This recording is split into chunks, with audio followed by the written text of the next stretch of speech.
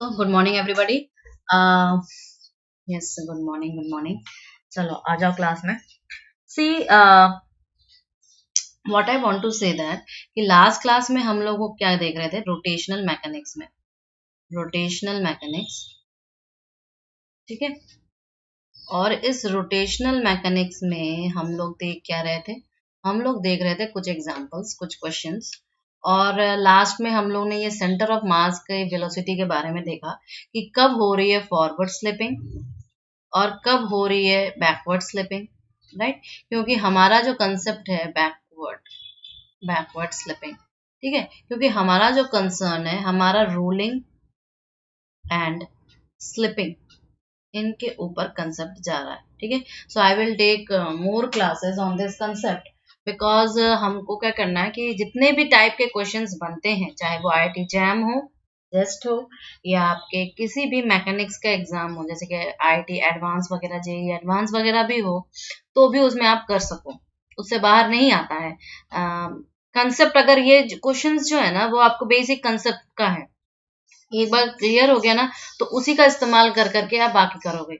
So these are the some basics questions, ठीक है। चल आगे बढ़ते हैं।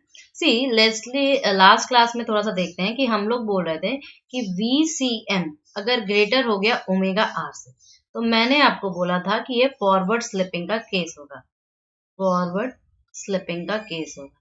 लेकिन यही VCM मतलब सेंटर ऑफ मास की जो वेलोसिटी है लेस देन ओमेगा आर हो गई, तो ये क्या हो जाएगा, बैकवर्ड स्लिपिंग का केस हो जाएगा, बैकवर्ड स्लिपिंग का केस। लेकिन एक कंडीशन ऐसी आती है जिसमें VCM जो है वो क्या हो जाएगा, ओमेगा आर के इक्वल हो जाएगा। तो क्योंकि जो आपका व्हील है उसका हर एक पॉइंट एक कांटेक्ट ऑफ पॉइंट बनेगा हर एक इंस्टेंट पर, और वो क्या हो जाएगा, रेस्ट पर आ जाएगा, इंस्टेंटेनियस रेस्ट पर आएगा।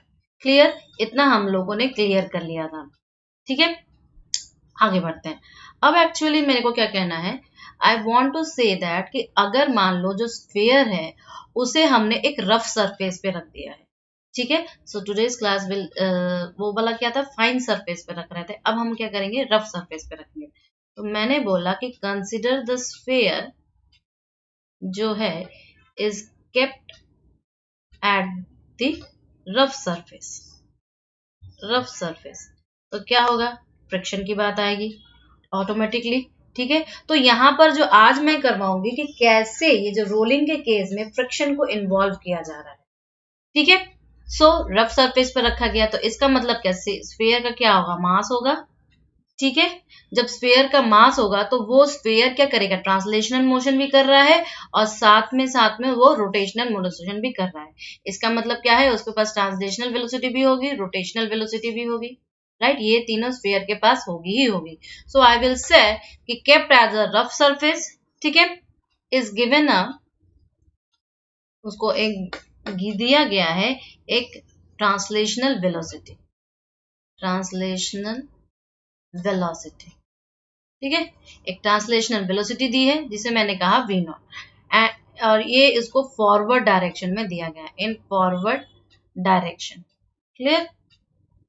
अब पहले हम क्या बोले हैं, no rotational velocity, no rotational velocity. Clear है, ये पहला कंडीशन है, ठीक है। तो हम आपको क्या बनाएंगे, पहले डायग्राम में हम ये कहना चाहेंगे कि भैया ये मेरा स्फेयर है, ठीक है।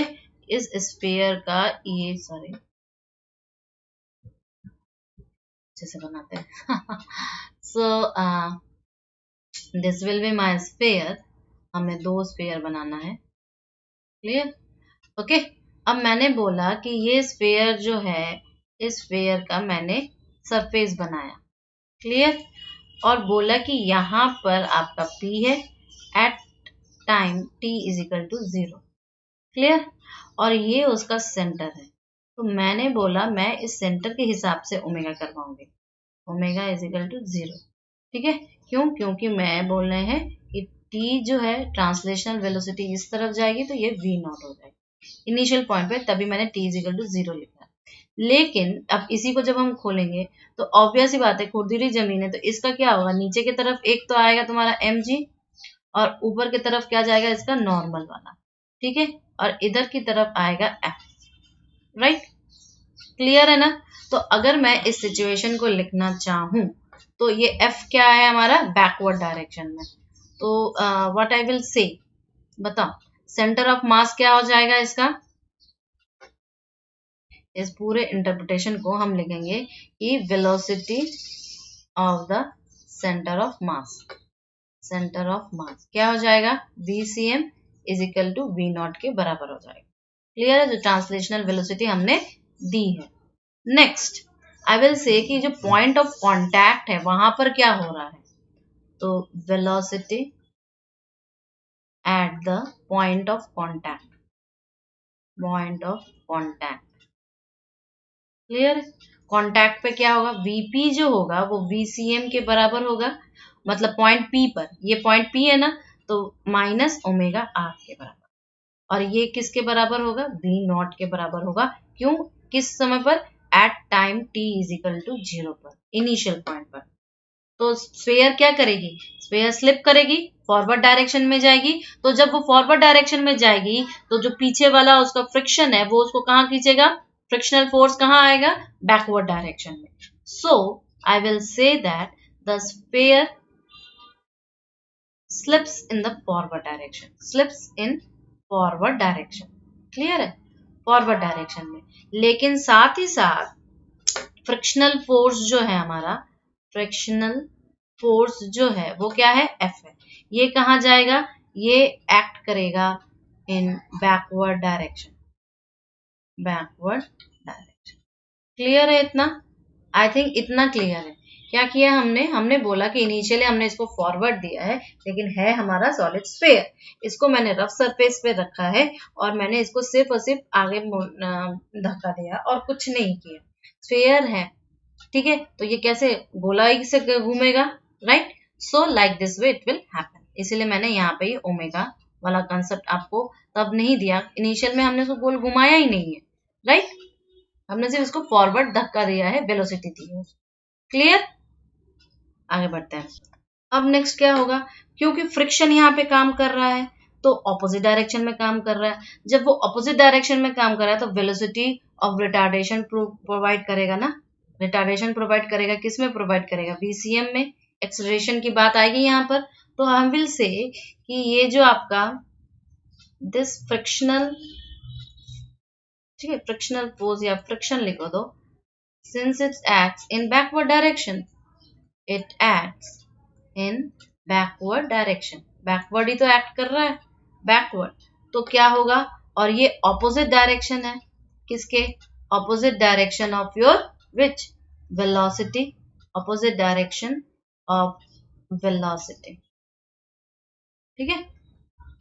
अब क्या प्रोड्यूस करेगा, रिटार्डेशन, प्रोड्यूस रिटार्डेशन, ऑब्वियस सी बात है रिटार्डेशन ही प्रोवाइड करेगा, ठीक है। ए, ये ए क्या है, रिटार्डेशन है इन VCM, सेंटर ऑफ मास की जो वेलोसिटी है उसमें क्या प्रोवाइड करेगा, रिटार्डेशन। तो small f is equal to mass into acceleration, this implies that a is equal to F/m, ये क्या है, ये हमारा रिटार्डेशन है, याद रखना, रिटार्डेशन। क्लियर, ठीक है, इतना क्लियर हो गया। अब आगे बढ़ते हैं। अब देखो यहाँ पे फ्रिक्शनल फोर्स जो एक्ट हो रहा है वो क्या करेगा, एक टॉर्क भी तो क्रिएट करेगा, राइट, टॉर्क भी तो क्रिएट करेगा। So why it is creating a torque, tell me, क्यों, क्योंकि यहाँ पर एक उसको प्रोड्यूस क्या करना है, देखो क्रिएट करेगा टॉर्क, और ये टॉर्क क्या प्रोड्यूस करेगा, एंगुलर वेलोसिटी, क्लियर है, टॉर्क क्या प्रोड्यूस करेगा, एंगुलर वेलोसिटी। क्यों, क्योंकि स्फीयर में एक रेडियस r है जो कि सेंट्रली डायरेक्शन में है, मतलब ये जो आपका स्फीयर है, इस स्फीयर का जो क्या है, सेंटर की तरफ वाला है, ठीक है। अब ये R जो है और बैकवर्ड फोर्स भी लग रही है, तो ऑब्वियस ही बात है यहाँ पे टॉर्क आएगा ही आएगा, टॉर्क आएगा ही आएगा। So I will say that the friction force, ठीक है, विल ऑल्सो क्या करेगा, क्रिएट करेगा टॉर्क, क्रिएट टॉर्क। अब टॉर्क क्या हो जाएगा, ये torque tau is equal to F of R हो जाएगा, R क्या है, रेडियस किसका, स्फीयर का। अब यही जो करेगा विल प्रोड्यूस क्या करेगा, एंगुलर वेलोसिटी। क्लियर है, एक एंगुलर वेलोसिटी प्रोड्यूस करेगा। तो ऑब्वियस ही बात है F R is equal to alpha I alpha, actually I alpha. Alpha क्या है, ये एंगुलर एक्सेलरेशन है, ये हम जानते हैं, ठीक है। So I will say that इससे क्या मिल गया हमें, alpha is equal to F R by I. I क्या है, मोमेंट ऑफ इनर्शिया है, तो स्फीयर का मोमेंट ऑफ इनर्शिया यहाँ पे पुट कर देते हैं, F R is equal to 2/5 M R square. Clear है, तो ये क्या हो जाएगा 5m/2m। ये तुम्हें याद रखना पड़ेगा। क्लियर है, अब जो एंगुलर एक्सेलरेशन पे आ जाओ। अब हम क्या कहेंगे, जो एंगुलर एक्सेलरेशन है वो क्या करेगी, एंगुलर एक्सेलरेशन जो करेगी, देखो एंगुलर एक्सेलरेशन क्या करेगी, वो एक रोटेशनल वेलोसिटी जो बनाएगी ना, जो रोटेशनल वेलोसिटी बना रही हो रहा है, वो क्या करेगी, इसको एंटी क्लॉकवाइज क्लॉकवाइज डायरेक्शन में घुमाएगी। ठीक है, ऐसे क्लॉकवाइज डायरेक्शन में घुमाएगी। क्लियर, क्यों, क्योंकि हमने इसको फॉरवर्ड डायरेक्शन को दिया है। हमने क्या दिया है, हमने इसको धक्का मारा इस डायरेक्शन में, तो हमारा फ्रिक्शनल फोर्स आया इस डायरेक्शन में। ट्रांसलेशनल वेलोसिटी हमने इस डायरेक्शन में दी, तो फ्रिक्शनल फोर्स हमारा इस डायरेक्शन में आएगा। और ये जो है फिर ये आपका जो एंगुलर वेलोसिटी या एक्सेलरेशन जो उत्पन्न हुआ, ये क्या डायरेक्शन में घुमाएगा, क्लॉकवाइज डायरेक्शन में घुमाएगा। क्लियर है, so I will say that the angular acceleration, ये जो हमारा अल्फा है, एंगुलर एक्सेलरेशन विल ब्रिंग, क्या ब्रिंग करेगा, अ रोटेशनल वेलोसिटी। ठीक है, रोटेशनल वेलोसिटी क्या है, ओमेगा है। कौन करेगा, in clockwise direction, clockwise direction. Clear, clockwise direction में। तो एनी टाइम टी क्या हो जाएगा, टी क्या हो जाएगा, VCM is equal to V0 minus AT। ठीक है, is equal to V minus F/m/t। Clear है, तो ओमेगा क्या हो जाएगा, यहाँ से अल्फा टी हो जाएगा, और ये हो जाएगा 5m/2mRt। क्लियर है, इतना क्लियर है, ओके, आगे बढ़े। ठीक है, फिर हम क्या कहेंगे, अब आ जाओ नेक्स्ट पर। ये तो हमें क्या मिल गया, ओमेगा मिल गया, लेकिन पॉइंट ऑफ कांटेक्ट पे किसी टाइम टी पर क्या चल रहा है, ये हमें कैसे पता चलेगा, टेल मी। तो हम कहेंगे कि velocity at the point of contact, at the point of contact क्या हो रहा है, पॉइंट ऑफ कांटेक्ट पे, कहां पर, एट द टाइम टी पर क्या होगा, Vp है हमारा पॉइंट ऑफ कांटेक्ट, ये क्या हो जाएगा, VCM माइनस ओमेगा, ये तो पहले ही हमने डिस्कस कर लिया था। ठीक है, और VCM किसके बराबर है, V0 के बराबर है, और ये हो जाएगा आपका माइनस एफ। ठीक है, ये क्या हो जाएगा, माइनस एफ हो जाएगा ना, सॉरी। ठीक है, so what I will do tell me, ये हो जाएगा माइनस FT/m। क्लियर, और साथ में क्या आ जाएगा तुम्हारा, यहाँ पे अभी जो हम लोगों ने इतना काम किया वो आएगा। क्लियर, तो इसको सॉल्व करो, क्योंकि FT है तो हम इजीली सॉल्व कर सकते हैं। तो ये हो जाएगा V0 माइनस 7f/2mt। क्लियर है, अब velocity of the point of contact क्या होगा, डिक्रीज करता जाएगा। हमने रफ सरफेस लिया है भाई, हमने कैसा सरफेस लिया है, रफ सरफेस लिया है। ठीक है, तो हम ये कहेंगे कि velocity at the point of contact क्या है हमारा, P है। ठीक है, विल गो डिक्रीजिंग। क्लियर है, डिक्रीज होता जाएगा। अब और ये डिक्रीज होते होते होते होते होते होते एकदम जीरो पर पहुंच जाएगा। जीरो पर कब होगा, एट टी, जब तुम्हारा ये चीज रहेगा, किसके बराबर हो जाएगा, 2mV0/7f। कहां से निकला ये टी, ये क्वांटिटी से निकला। क्लियर है ना, दिक्कत तो नहीं है, चल आगे बढ़ते हैं। इतना तामझाम निकला। अब ये क्या कहेंगे कि इस टाइम पर सेंटर ऑफ मास की क्या वेलोसिटी रहेगी। ठीक है, तो एट दिस टाइम, अब कौन सी टाइम की बात कर रहे हैं, t is equal to 2mv0 upon 7f की बात कर रहे हैं। तो यहाँ पर velocity of centre of mass, velocity of the centre of mass, clear.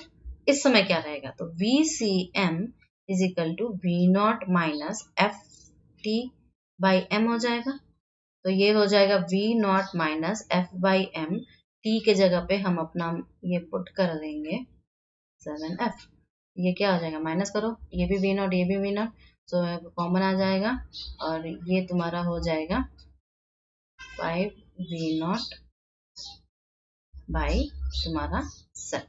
क्यों, क्योंकि यार ये सब तो चीजें कट गई ना। ओके, तो एंगुलर वेलोसिटी क्या हो जाएगा, एंगुलर वेलोसिटी जो सामने की वैल्यूज थे उसमें सारी चीजें हमारी पुट करते जाओ, 5V0 बाई R, ये हमारी एंगुलर वेलोसिटी होगी। क्लियर है ना, इतना हुआ। अब नेक्स्ट आ जाओ, अब इस टाइम पर क्या होगा, एक्चुअल में सिचुएशन क्या होगी, इस टाइम पे क्या होगा, स्लिपिंग होगी, रोलिंग होगी, क्या होगी बताओ। हाँ बिल्कुल सही, यू हैव टोल्ड इट, कि इस टाइम पे हमारे पास सिर्फ और सिर्फ रोलिंग होगी, स्टार्ट्स रोलिंग, मतलब इस पॉइंट से ही वो क्या करेगी, गोल गोल गोल गोल घूमना चालू करेगी, और ये मैंने बोला था कि क्लॉकवाइज घूमेगी। So I will say that, so at this time sphere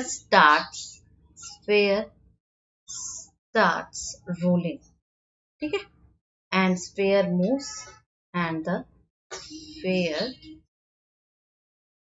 moves with VCM। VCM क्या हो जाएगा हमारा, अभी निकाला 5V0 बाई 7R, ठीक है, और एंगुलर वेलोसिटी क्या हो जाएगी, एंगुलर वेलोसिटी जो हमारी ओमेगा है वो क्या हो जाएगी 5V0 बाई 7R। क्लियर है ना, हो गया। मैं बोलूं कि इसको डायग्रामेटिक कैसे शो करेंगे, तो देखो डायग्रामेटिक कैसे शो करेंगे, स्फेयर है ये हमारा, राइट। अब स्फेयर को हमें क्या करना है, ये यहाँ पर स्फेयर जो है, ठीक है, ऐसे रोटेट कर रहा है, राइट। जब ये ऐसे रोटेट कर रहा है तो किससे, ओमेगा से, ओमेगा क्या है 5V अपॉन 7, ठीक है, ओमेगा निकाला ना, तो ये क्या हो जाएगा 5V0 upon into 7R। Clear है, और ये कौन से डायरेक्शन में जा रही है, इस डायरेक्शन में, इस डायरेक्शन में किससे जा रही है 5V बाई 7 से। क्लियर है, क्लियर है ना। सो अब देखो, अब हम कहेंगे कि यहाँ पर फ्रिक्शन कहाँ गया, फ्रिक्शन का क्या रोल है, क्योंकि फ्रिक्शन तो लगेगा, सरफेस तो हमारी रफ है। अब फ्रिक्शन का काम आता है, अब देखो फ्रिक्शन के पॉइंट ऑफ व्यू से हम क्या समझाएंगे कि जब पॉइंट ऑफ कांटेक्ट जो आएगा, ठीक है, कॉन्टैक्ट्स जब किसी एक ऐसे इंस्टेंटेनियस रेस्ट पर आएगा, ये तो मैंने पहले भी हम लोग ने डिस्कस किया था, जब ये रेस्ट पर आएगा तो उस वक्त जो हमारा डायनामिक फ्रिक्शन होता है, स्टैटिक फ्रिक्शन और डायनामिक फ्रिक्शन, दो तरह के फ्रिक्शन होते हैं, तो जो डायनामिक फ्रिक्शन होगा वो हमारा क्या हो जाएगा, वैनिश हो जाएगा, क्योंकि हमारा चक्कर घूम ही नहीं रहा है। क्लियर, इतना क्लियर है ना। तो मैं लिखूंगी एक पॉइंट यहाँ पर कि द पॉइंट ऑफ कॉन्टैक्ट जब रेस्ट पर आएगा, जब रेस्ट पर आएगा कम्स, ठीक है, तो इंस्टेंट, और ये इंस्टेंटेनियस रेस्ट है, इंस्टेंटेनियस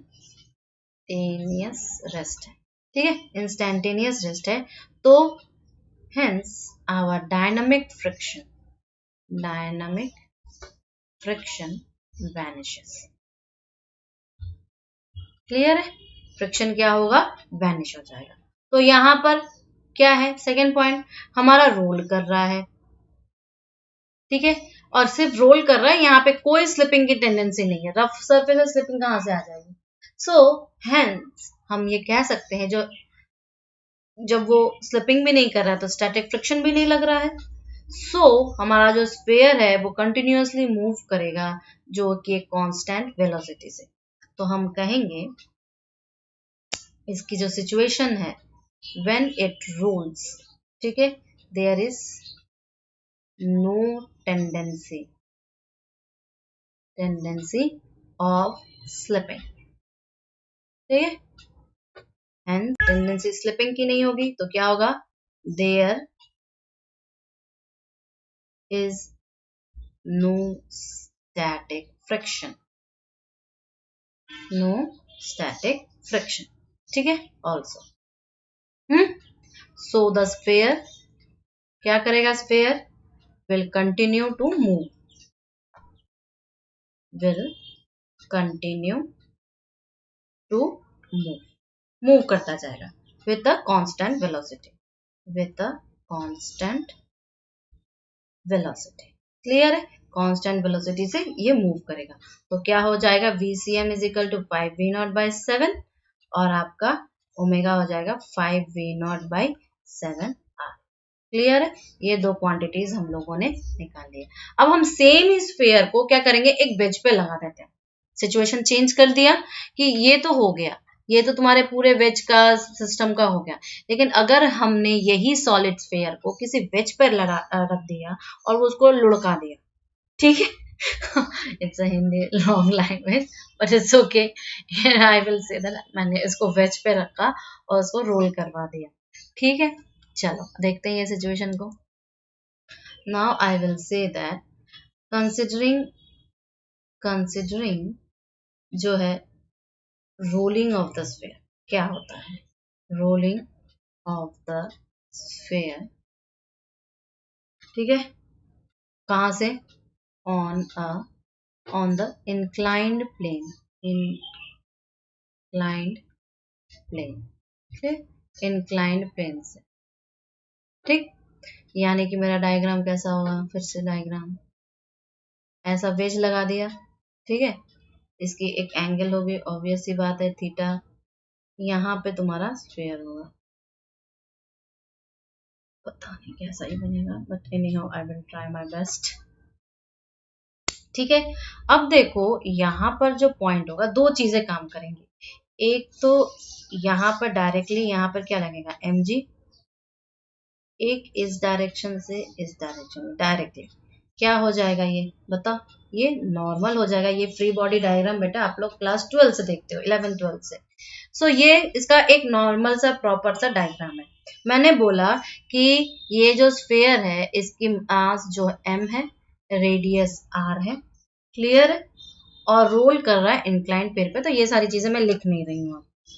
अब देखो जब वो एक प्लेन सरफेस, अब देखो किस, ये सरफेस कैसी है, इस सरफेस की डेफिनेशन अगर मैं बोलूं तो ये प्लेन सरफेस है, प्लेन सरफेस है, ठीक है, प्लस कोई हॉरिजॉन्टली कोई फोर्स नहीं एक्ट कर रहा है, ठीक है, प्लस यहाँ पे no force is acting in horizontal direction, horizontal direction, ये है तुम्हारी सिचुएशन। तो जब ये दोनों सिचुएशन आ गई तो क्या तुम नहीं कह सकते कि यहाँ पर कोई भी टेंडेंसी नहीं होगी स्लिपिंग की, नो टेंडेंसी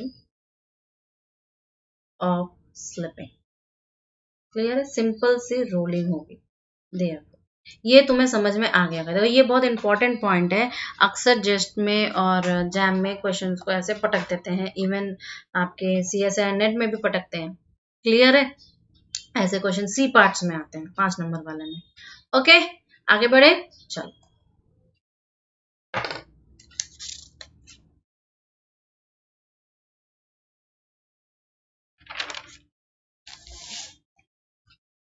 अब ये सारे घटनाएं जब हो गई तो मैं सीधा सीधा अपना क्या करूंगी बताओ, सीधा सीधा अपना आपका न्यूटन्स लॉ को अप्लाई करेंगे।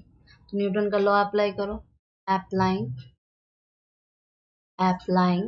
न्यूटन्स लॉ, ठीक है, न्यूटन का लॉ अप्लाई किया, कौन सा लॉ अप्लाई किया, वही MA वाला, ठीक है। सो एक्चुअली वो कॉन्सिक्वेंस है तो वो मोमेंटम का लॉ, ठीक है। सो जब हम इस लॉ को अप्लाई किए, कहां पर अप्लाई किया बताओ, mg sin थीटा कॉम्पोनेंट लिया और बोला कि उसमें फ्रिक्शनल फोर्स माइनस कर दो तो ये टोटल MA के बराबर हो जाएगा, क्लियर, इक्वेशन नंबर 1 दे दो, और यहाँ पर f ऑफ r जो है वो क्या है, I अल्फा के बराबर है, क्लियर है, इसको इक्वेशन नंबर 2 दे दो। क्लियर। तो अब मैं बोलूंगी फ्रिक्शन एफ जो है वो स्टैटिक है, और इसका मतलब क्या है कि स्टैटिक है तो वो सेल्फ एडजस्टिंग होगा, इसको लिखने की जरूरत नहीं, ये हम सभी जानते हैं। तो स्फीयर क्या करेगा, रोल कर रहा है, ठीक है।